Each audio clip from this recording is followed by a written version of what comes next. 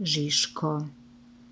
U dubini velike šume, duboko sakrivena od svih pogleda, mama Lija je donela na svet jedno lisiće. Bilo je zlaćasto riđasto i prilično hrabro, pa ga je mama nazvala Žiško. Nije prošlo mnogo dana, a Žiško reče svojoj mami: "Odoh ja da prošuljam šumom da ju poznam." "Zar se ne bojiš sam?" upita mama.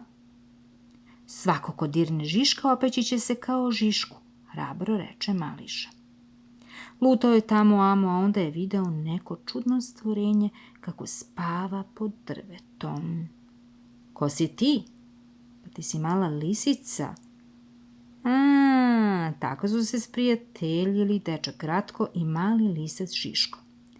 Nisu daleko odmakli kad začuše strina sovinu huku. "Hu, hu, spasavajte se, lovci jure Žiška, hu, hu." I zaista začu se lavež pasa i povici lovaca. "Bežimo, bežimo Žiško," uzviknu Ratko. Ali Žiško je bio mali, pa ga je Ratko uzeo u naručje i preplivao potok da zavaraju pse.